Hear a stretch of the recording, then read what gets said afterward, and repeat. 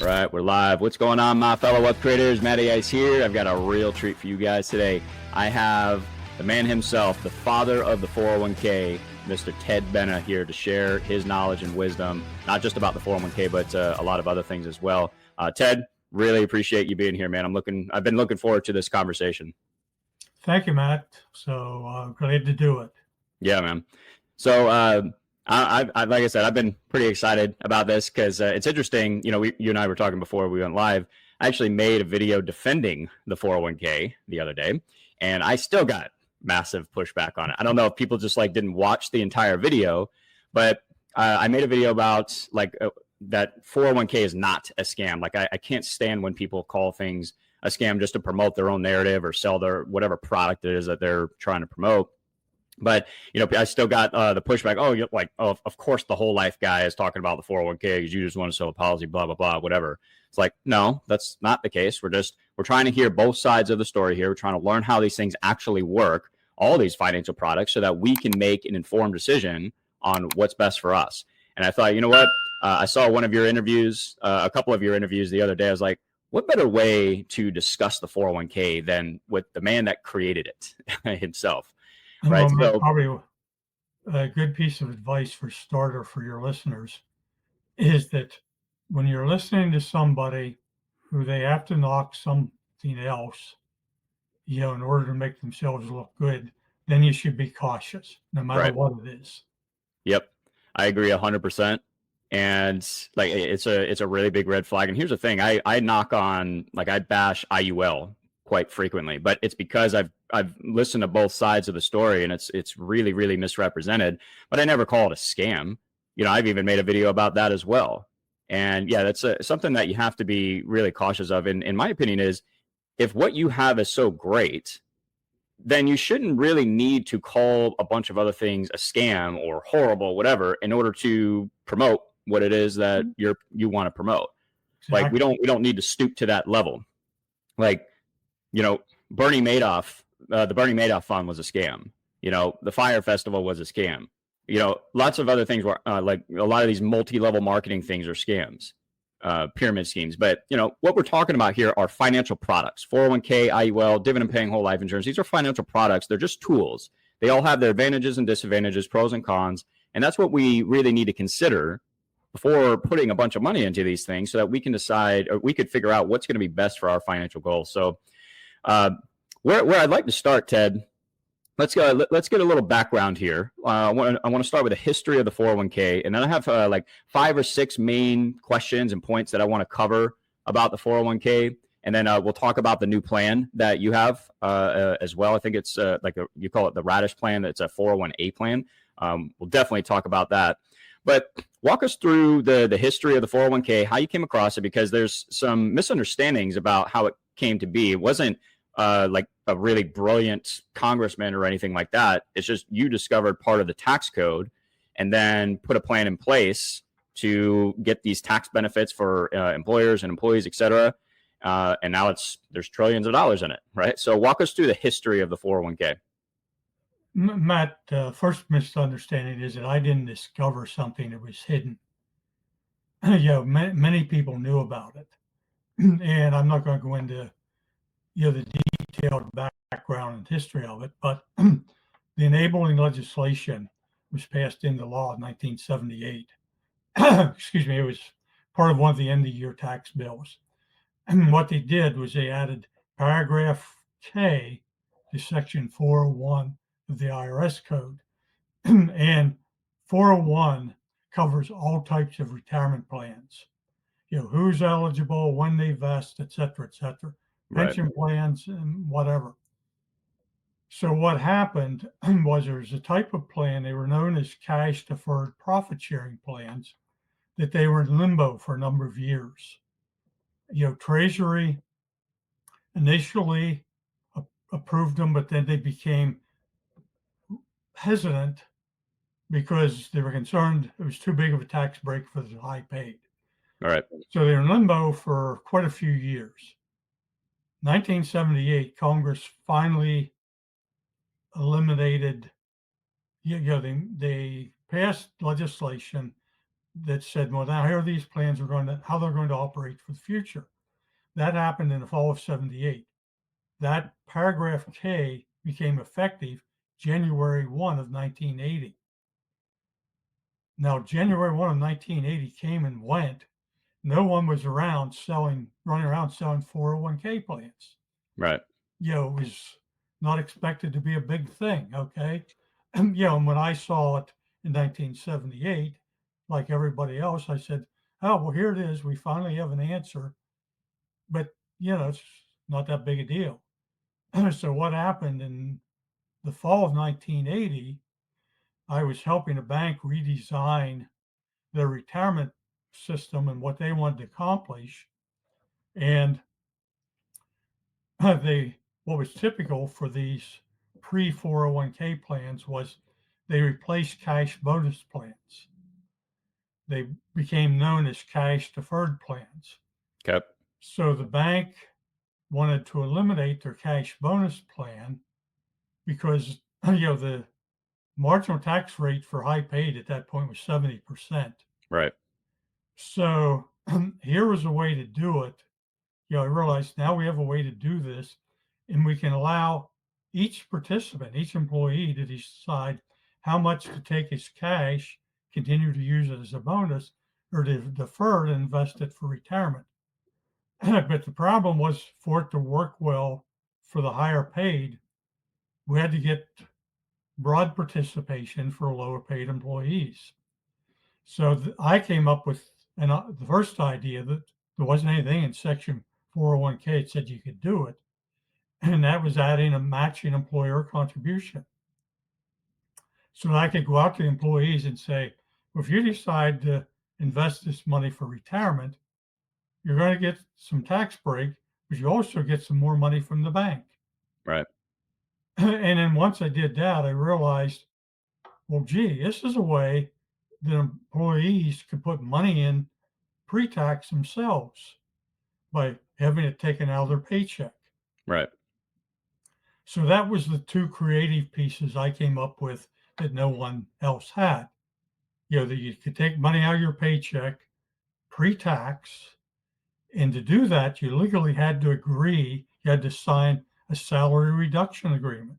So if you participate in a 401k, you actually authorize your employer to reduce your salary and to contribute that amount into the plan as an employer contribution, and also get a match. That's kind of the background, of how this thing all kind of kicked off. But hey, Matt, at the time, nobody was interested in saving for retirement. I mean, that was a totally foreign concept.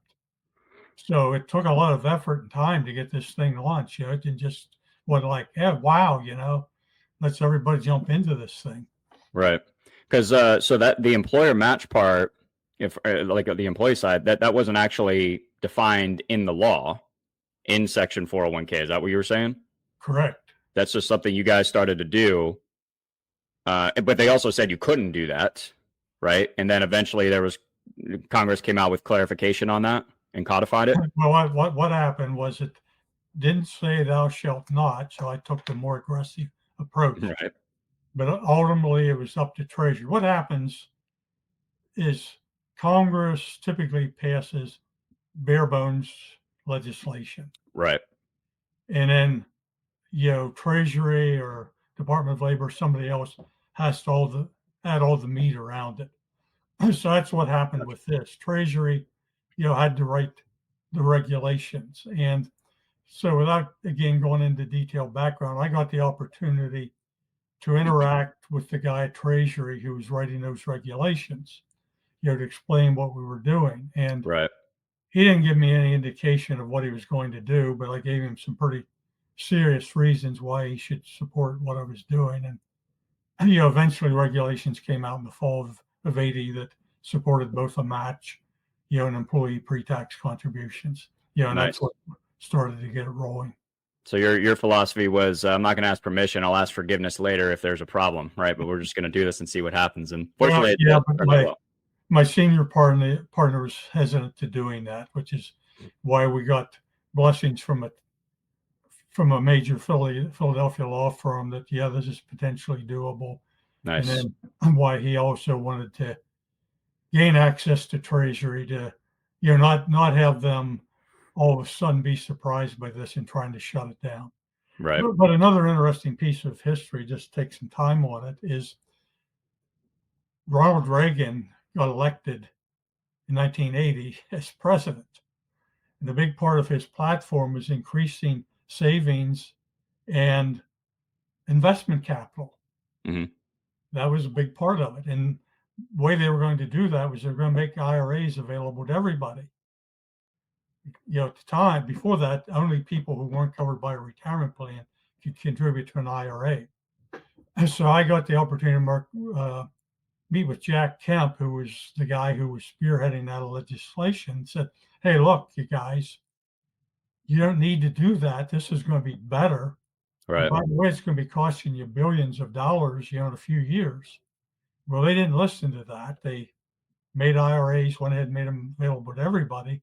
But then Tax Reform Act, when Reagan's gang was involved with that, they tried to totally kill 401k. Really? Took a gigantic lobbying effort to prevent that from happening.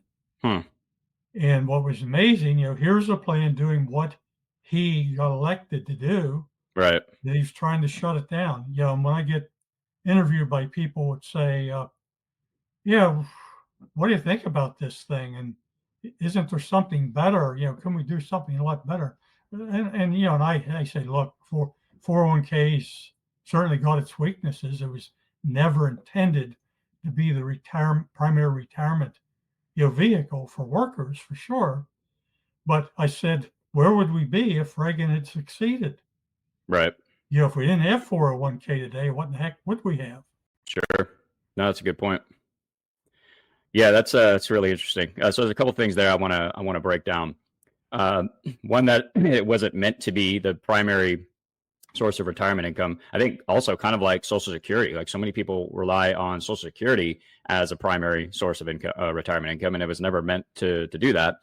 But the first thing, this was actually one of the main points I wanted to discuss that you mentioned a minute ago, the idea of employer matches and the salary reduction. So I've got to get more details on this, because one of the greatest arguments that I hear for contributing to a 401k is to get the employer match. I even had somebody going back and forth in the comment section on my 401k video the other day about how you should continue paying 25% interest on a credit card and still contribute to 401k, not pay down the credit card first, because you're getting 100% rate of return on the employer match.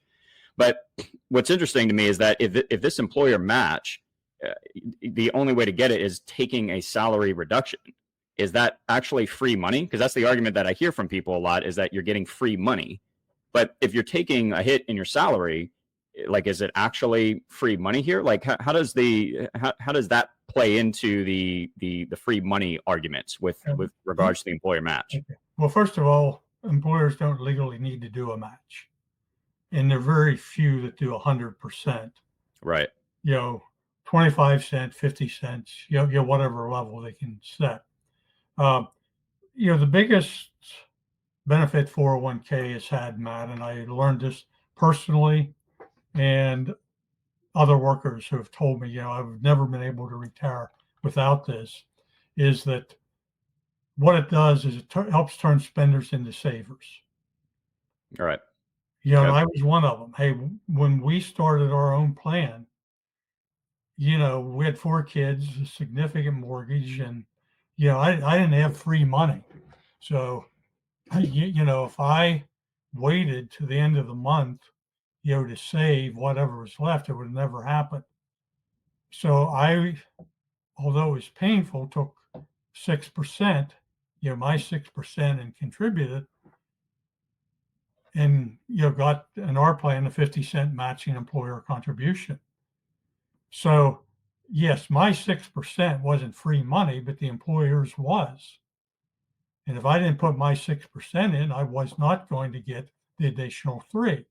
Right.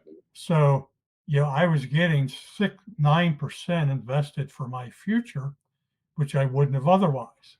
But also, Matt, tying into your thinking, I also have significant investment in real estate. I have a large, permanent whole life insurance policy that's held in an irrevocable trust. Wait, So, say that again. You're the father of the 401k and you have a permanent whole life insurance policy. Did I hear you correct? well, that was the only way to provide protection to my wife and children at the time. Right.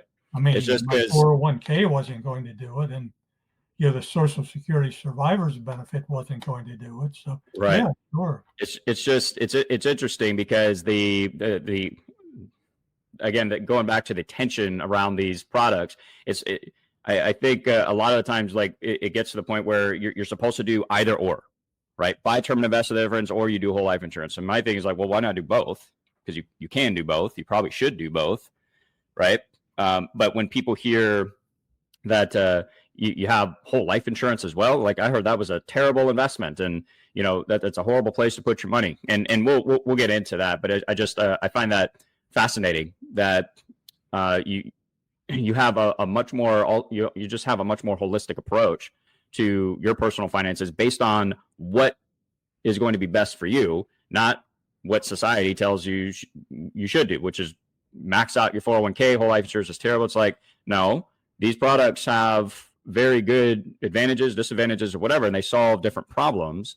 And if one of them solves a problem better than the other, why not explore it, right? And you said that the 401k wasn't meant to be the primary source of retirement income. Can you, and I actually, let me back up. You said that it turns spenders into savers, which I agree with. Even though like 401k is not really a good fit for me, I can definitely see where it's a good fit for some people, because a lot of people are not good at saving money. And I would argue that, with the 401k, you're investing money for the future, not really saving it. For me, there's a big difference between investing and saving. But I think the 401k is actually really good for people that are not good at putting money away for the future. It's kind of like a forced retirement like an investment plan or whatever to actually put some money away. And that's why it's good for some people. It's not good for others, because there's a lot of penalties and restrictions to getting it. But that's also a good thing for some people. You want to make it difficult for them to access savings in their investments, because if you access it, well, now you're interrupting the growth of that retirement plan, and it's not going to do what it was intended to do. It's not something you're supposed to have access to. The problem is, I think, a lot of the times people are putting the cart before the horse, where they have these investments, but they don't have a really good financial foundation. They don't have enough savings so that if something does come up, they're able to manage that emergency or situation without having to tap into their investment assets, right? So, yeah, it's I think there's definitely a place for it, but you gotta weigh your options. Let me just go back up. You said I made a decision on what was best for me. It wasn't what was best for me. It was what was best for me and my family. And your family, right? Yep. So that's key. Okay. If you have the opportunity to participate in a 401k and get a match, what I usually tell people is, I said, look, that probably should be your first priority. You try and contribute enough to get the full match. But beyond that, you should be looking at other possibilities. You mentioned emergency. Well, you should have an emergency fund. But if you have a family, you should have life insurance to protect them and emergency fund. So maybe those two become combined, right. Which is what your whole life will do. Maybe that's the next step, beyond getting the match, for the 401k or whatever. But yeah, you need to work through the alternatives. But probably, the first one is, one way or the other, you need life insurance to protect your family. 100%. Even if you just can't do anything other than buy term insurance. Right. And get rid of the idea that you can only do one or the other, because that is absolutely not true. And I have 2 whole life policies right now, and they serve as phenomenal. They make phenomenal emergency funds, because when you set them up right, you can access the cash value for whatever emergency comes up, but in the form of a policy loan. So you take care of the emergency, but your money is still growing in the policy. Your death benefit is still growing in the policy. You can pay the policy off at some point if you want, and have this asset that's going to continue to grow and be there for you when you need it the most. It just solves so many problems. It's like, well, why do we have to do one or the other? Let's do both, if that makes sense, because they serve as phenomenal emergency funds. You're absolutely right. The other thing I wanted to ask you about was the fees involved. All right, so I hear a lot, like a lot of the pushback against these plans, these tax qualified plans, are the fees, and I think people do underestimate the negative impact of fees. Like, it's massive. I think also a lot of people don't even know how much they're paying in fees. It's just like, well, here's my money, you manage it, take care of it. They look at the financial projections, it looks good, and they don't pay attention. But you don't realize that just a 1% fee, I've run the numbers on this, it can be absolutely detrimental to the long-term growth of your portfolio. We're talking about hundreds of thousands of dollars extracted from your portfolio over your lifetime, just on a 1% fee. God forbid that it's 1.5%, 2% fees, whatever. Like, it's because it's compounding against you. It's based on your portfolio value, and you pay it regardless of whether the market is up or not, whether your portfolio performs or not. Wall Street gets paid regardless, right? So now I want to preface this by saying that there's nothing necessarily wrong with fees. It comes down to the value that we're getting, the benefit. Like, if we're getting far more value and benefit for these fees, then great, that's fine. But we still need to manage it, and we need to be aware of the impact that these fees are having on the long-term performance of the portfolio. And when I was listening to one of your interviews, you were talking about how, like, it seemed like when you were talking about how the 401k, like, it's so different today than what it was before and what it maybe was intended to be. And it just seems like whenever Wall Street gets their hands on these types of things, they just kind of ruin it, right? Or they set it up for their benefit and not to the benefit of the consumer.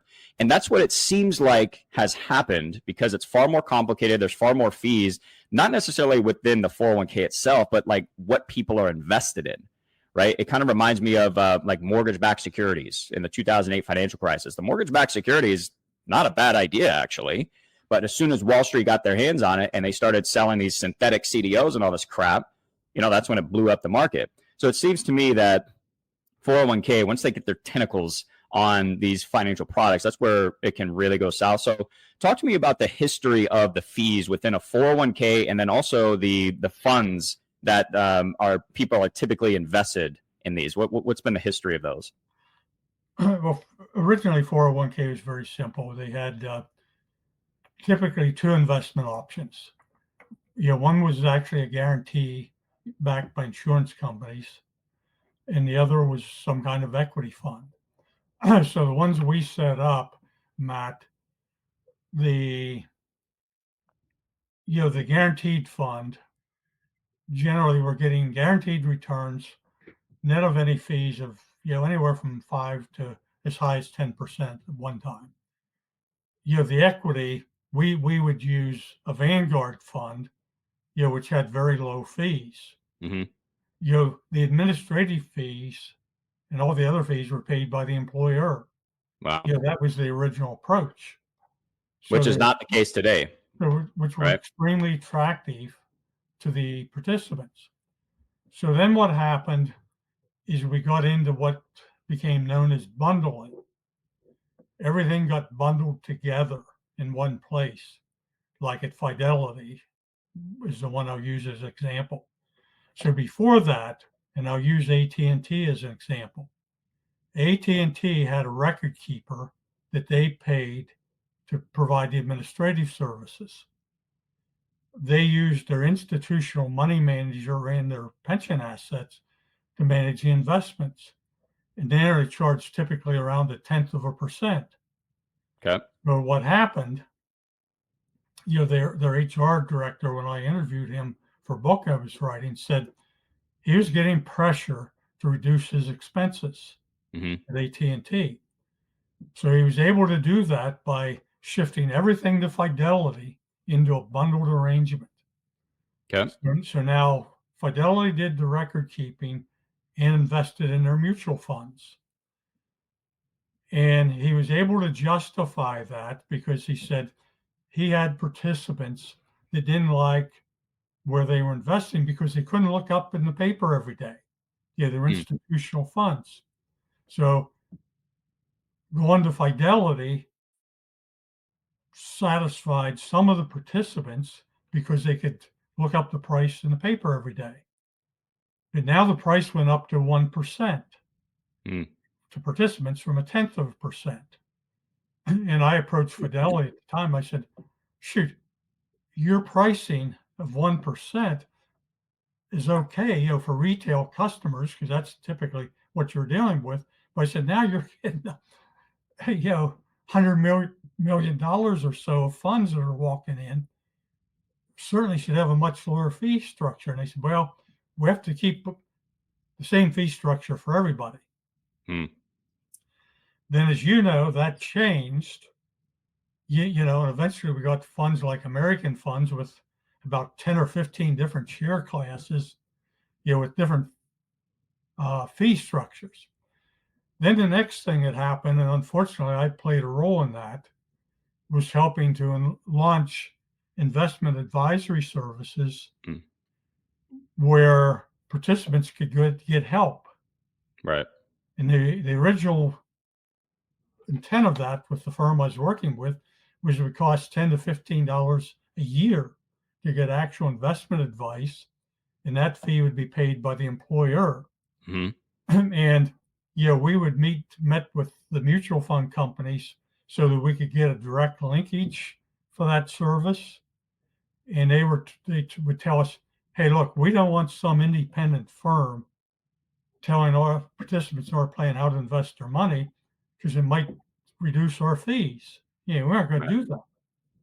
But then they realized, shoot, we can make more money from this. And the way we can do it is now we can add an advisory fee on top of it. So that's when we got the emergence of managed accounts. Right. Both in 401k and IRAs. So now what they did was they add another 1% on top. And maybe now you start to see, for smaller employers, 200 or more in fees. Now, what's been happening over the years is we've had a ton of lawsuits. Right. Even Fidelity's own employees sued. That's crazy. Less fees. So fees for larger employers have been going down. But it's still an issue for a lot of smaller employers because many times they just buy a plan from somebody they trust without really digging into the fees. Right. That's the biggest problem I have with this stuff is that people aren't paying attention to these kinds of things and doing their research. Because guys, like it might seem insignificant, 1%, 2%. Wow, well that's a very low number. But when you actually run the numbers over the lifetime of your portfolio, it's devastating. And for those of you that are still going to call me out for being a whole life guy, it's far more than what people make on commissions on whole life policies, especially when you set them up right. Like we're talking about hundreds of thousands of dollars that I think it's up to 28% of your portfolio on just a 1% fee that it can eat into that. Like that's how much percentage wise it can eat into your portfolio. It's just absolutely insane. So again, I go back to like, it's not necessarily bad to pay fees, but what are you getting for those fees? Like, is it worth it? I don't know. I would argue that maybe sometimes it's not. And, it's interesting, like how much simpler it used to be where you had the guaranteed fund, then you had the equity fund. Like that doesn't seem very complicated. That doesn't seem like it needs to be like actively managed with all, and paying all these fees for it. So it's like, well, what makes sense for your portfolio right now? And like I was mentioning earlier, when Wall Street gets their hands on things, they just ruin it, right? And it's almost like they purposely make it more confusing so that the consumer just throws their hands up, gives up, just like, oh, I don't know what's going on here. Just manage my money, whatever it costs, right? It's almost like they purposely make it really confusing so that you continue to allow them to manage your money. And here's the thing: at the end of the day, based on the research that I've seen, most of these funds don't consistently outperform the S&P 500 long-term anyways, right? So what are we paying all of these management fees for if you're not even going to beat the S&P 500? Why not put my money into an index fund with 0.1% fees, which is like negligible, and just do that long term. Like why not do something like that instead of all these like fancy funds and stuff like that? What are your thoughts on that, Ted? Well, the original plans, you split your investments in 25% multiples. Okay. So it took me about a minute or two to explain the investment options. Right. You go 0, 100, 25, 75, 50, 50, or 75, 25. Wasn't hard. That was it. And so what happened is we went to 3, and then we went to 8, to 10, to 12, or whatever. So now we had to get these professional investment advisors to help employers build their portfolios. And Matt, I'm a firm believer. I recommend to employers that they don't use advisors. They simply have participants automatically invested into, the lifestyle, the target market funds, that are index funds at 10, 15 basis points. Right. Participants then don't have to decide how to invest, and, set your plan up so that those that aren't going to be happy with that, they can go into a brokerage account and pick their own investments, rather Sure. than the way, most plans are totally screwed up the way they're set up investment wise. And, that's why years ago I, in interviews, talked about blowing it up. I was talking about the investment structure where it is today. Right. Right. Totally changing it. We need to shift over here at some point, Right.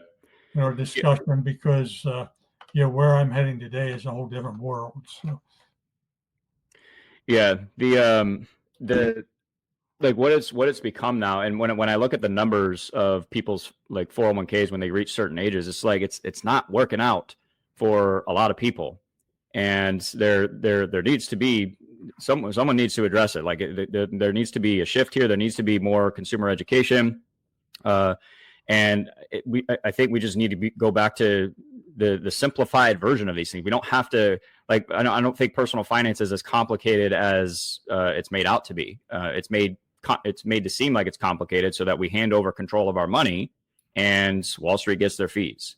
So at the end of the day, guys, just make sure you're doing your research. Go into your 401k and see what kind of fees you're paying. Like, it's not really the fees for the 401k itself that are usually the issue. I mean, sometimes they still can be, but those are usually pretty small from what I understand. It's what you're invested in. That's where the fees can really start to pile up.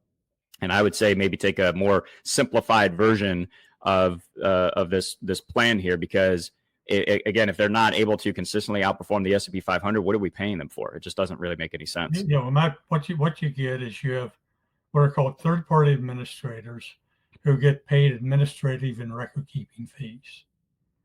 You have investment advisors that get paid fees. Then you have the investment management fees of the funds. Right. So you have all those different layers of fees, and employers are legally required. The Department of Labor requires participants get a statement that explains what all the fees are. So if you haven't received that, go to your employer or your provider and get those statements. Now, they can be pretty confusing, difficult to understand. So if you have difficulty, get somebody to help you, Right. who can help you understand what those fees. So you're correct. You know what you're paying, and the key here is many plans, the fees are quite reasonable. Others, they aren't. So again, just assume that they're all horrible isn't correct, but you need to know what you're paying.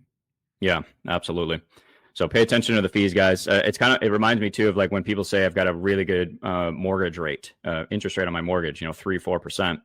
Well, that's good for determining the payment. Like you'll have a lower monthly payment for that. But when you look at how much interest you pay over the course of that 30-year mortgage, you almost pay for the house twice. So don't necessarily think that just because it's a low number that it's not going to have a major impact on your finances. It absolutely is. So keep that in mind, guys. Make sure you understand the fees that you're paying.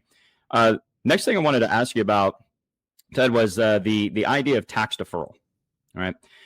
And the reason I want to ask this is because a lot of the times, actually most of the time, when I ask people, do you think taxes are going up, down, or they're going to stay the same in the future?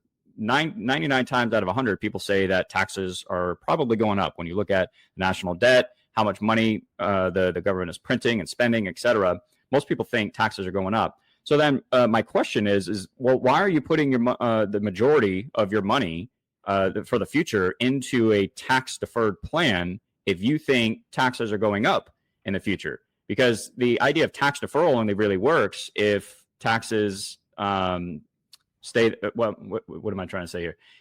The idea of tax deferral works if taxes are higher now than they are going to be in the future. But if that's not the case, why are you dumping a bunch of money into a tax deferred plan here?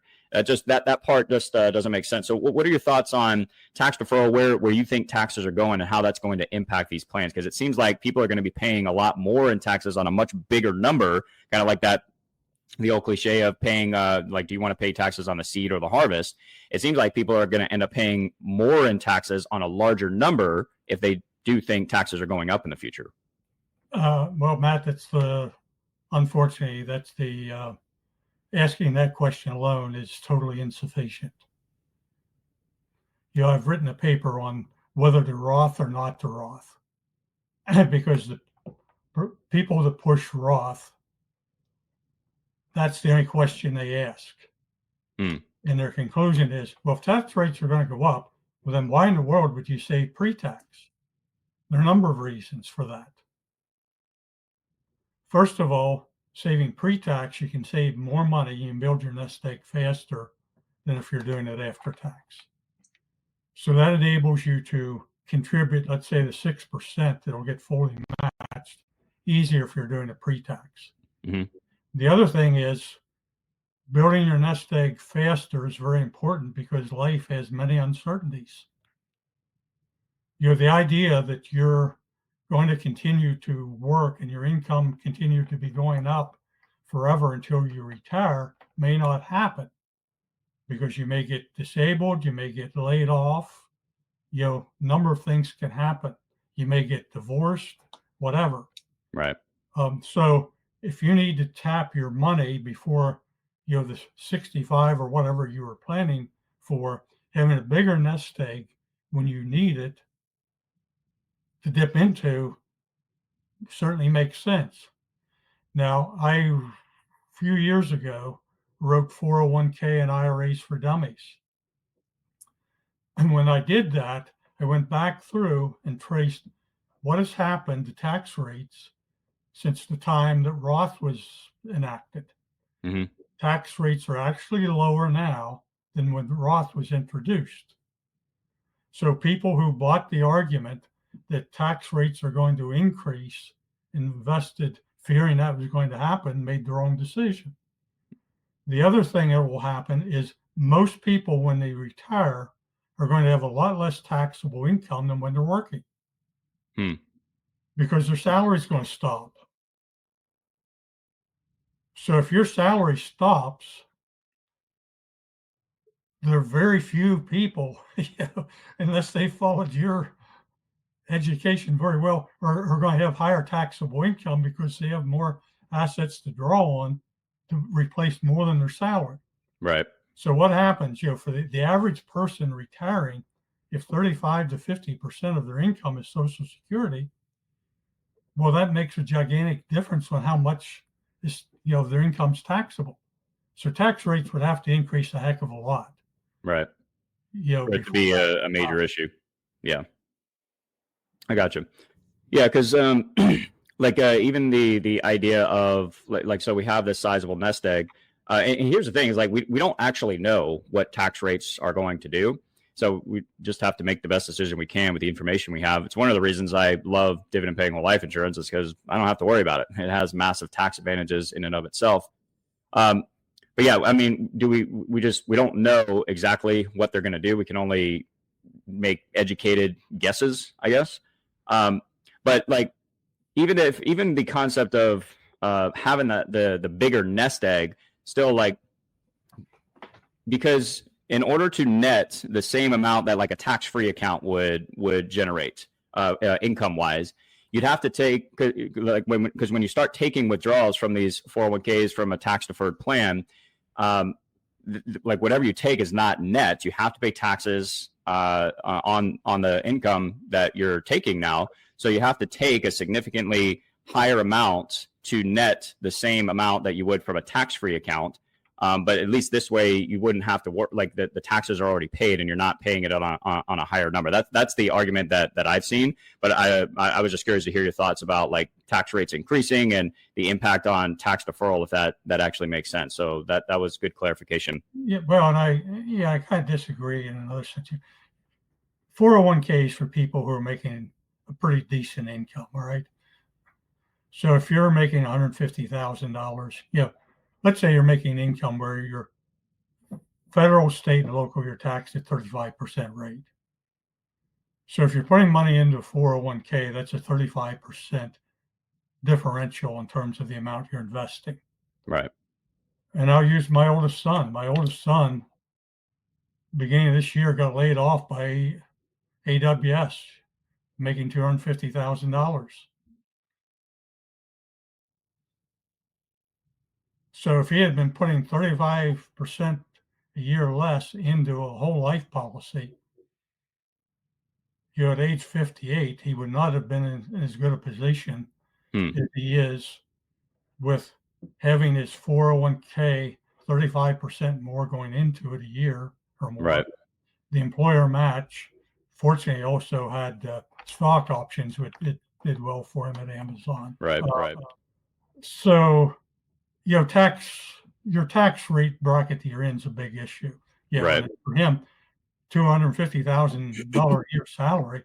Right. Now drawing out, $10,000 or $15,000 a month just to maintain himself from his 401k, is a heck of a lot lower tax than otherwise would be the case. So, yeah, it's not easy stuff. Right. It's it definitely makes sense. Like especially with higher, like if you're in a higher tax bracket and you're making pretty decent income, that tax cut or that tax advantage can really make a huge difference. One other thing I wanted to ask regarding income generated in retirement from 401ks, I want to get your take on this. Is it seems that the 401k is a really good growth vehicle. It has its the pre-tax advantages and things like that, but maybe not always the best vehicle to generate income. And I'm comparing, like I'm thinking about like annuities, for example, and taking a large portion of the 401k, putting it into an annuity, because an annuity is not a really good growth vehicle like a 401k would, but it's one of the best income vehicles out there. So my question is, why is there such a, like, what's the big stigma against annuities in retirement? It's like, well, if you did really good in your 401k over these years, right, and you're ready to start taking income, why not move a large portion of that out of the volatility of the stock market, move it into something that's going to guarantee income for the rest of your life? You could put a cost of living adjustments rider on it so that it increases every year, it keeps up with inflation, but you literally never have to worry about outliving your money ever again. You don't have to live on this 3 to 4% rule, right? It just seems to me it makes a lot more sense to move. Don't try to draw a bunch of income from a 401k, grow the money in the 401k, and then transfer it to a much more efficient income vehicle like an annuity afterwards. What are your thoughts on that? Because I get a lot of pushback about annuities as well. What are your thoughts? I agree completely. I've even been recommending for a number of years now that there be a tax break given, so that maybe the first $1,000 or $2,000 a month that goes into a guaranteed annuity stream would not be taxable. To encourage participants to do that. Right. Yeah, the 3-4% rule is crap, Matt. I mean, I agree. The worst problem if the market tanks when you're near retirement and your first few years of retirement, you're in a horrible situation. And I have a lot of concern about that. I covered that again in the 401k IRA dummies book, that that's not a good place to be. And I don't believe in annuities prior to retiring. Agreed. 40 or 50 years old, you don't do it. It's when you're needing to lock into a guaranteed stream of income. And, that market's become very attractive. A lot of alternative products, even ones, where you can buy it to not start maybe until you're 70, 75 years old or whatever. You have a lot of flexibility. You can Right. stack them, to certainly help protect you. Yeah, 100%. And it's like what's great about annuities, and you have to be careful with annuities too, because there's a lot of really bad information about annuities. Like these fixed index annuities and stuff, and it's like I don't think the annuity was ever meant to be a really good accumulation vehicle. Like it's an income vehicle. We don't need to complicate this, right? We use the 401k to grow the nest egg. We transfer that into a guaranteed annuity, like a guaranteed income stream for the rest of our lives. And you're going to get so much more income out of it as well, because a lot of annuities, I mean, you can get 6, 7, 8% annuities versus living on the 3 to 4% rule, drawing directly from the 401k, and you have all this volatility. Not to mention like the peace of mind that comes with not having to track the stock market, worrying about if it's crashing. You could have a volatility buffer if you're going to do that. But my thing is like, why even mess with that? Just move the growth, the accumulation, the funds in the accumulation vehicle to an income vehicle now. That to me just makes so much more sense. So just something to think about, guys. Let's see. Last things that I guess we'll wrap up with. I just want, how about like just to summarize this? What are your thoughts on the 401k now compared to what it was? How do you feel about it? And then finish up with talking about the new plan that you have that you've put together, the Radish plan. Well, I think what I expected 401 to be, it largely has accomplished. It's helped millions of workers accumulate probably $15 trillion or so of money. And that's a very positive thing, obviously. It's a great plan for middle income employees. But the question today now, as we move into the next segment here, is what income do you need in order to be able to to afford to contribute into a 401k plan? It's quite a bit higher than what it was, obviously back in the early days, even adjusting for inflation, because inflation has been kind of so wretched. Home prices and food prices and things, the way they've accelerated. Right. Being able to afford to take money out of your paycheck has become more and more challenging for millions of workers. And probably the other thing, kind of in wrapping up on that, Matt, is a lot of small employers. Over 90% of the 401k plans cover less than 100 employees. Many small employers, they're better alternatives to give their employees before than a 401k. There's a simple IRA, there's a SEP IRA. There are better alternatives. Unless the owners are making probably $150,000 or more, they should be looking at other alternatives. That are a lot simpler, no fees. Those plans have no fees to set them up. Right. Unfortunately, they're not promoted by the investment community because they don't make anywhere near the money on them. Right. There's no fees. There's no fees to set them up, no fees to run them. Right. There's no financial incentive to promote it, even though it might actually be better for people long term. That's why educating yourself is so important, so that you know what your options are. Like, how do you know what you're currently doing is the best option for you, your family, your employees, whatever? You have to know all of your options. So, would you consider the Radish plan, the 401a plan that you're working on? Are there fees involved with that, or like how would people, like, first off, how does it work? What does it do? And how would people get more information about it? Well, I'll answer the last question first. www.radishplan.com, so I don't forget that one. Okay, and I'll put that down in the description for everybody too. And it's designed to help middle and low income employees. Those that can't afford to have money taken out of their paycheck. It's employer funded, first of all. It's not funded. Employees don't put any money into it. Okay. And because of the type of employees it's covered, it's totally flexible for how employers reward those employees. Hmm. We call it the radish plan because radishes grow fast, they have a root, and they're easy to harvest. Hmm. Plus, it was easy to brand. Okay. My original name was Wheat Grain Incentive Plan because it's really an incentive plan. But Right. that's a little more complicated. Yeah. So Radish simplifies it a little bit. it's a way for employers, they can pick which employees are going to be covered and how they're going to be rewarded. So they can reward them simply for each day of employment. And what we've done with Radish is we have an app that every day, unlike a 401k, every day participant can see the number of radishes growing. So as an example, we have an employer starting a plan January 1st. That's the first plan. It's a trash removal service.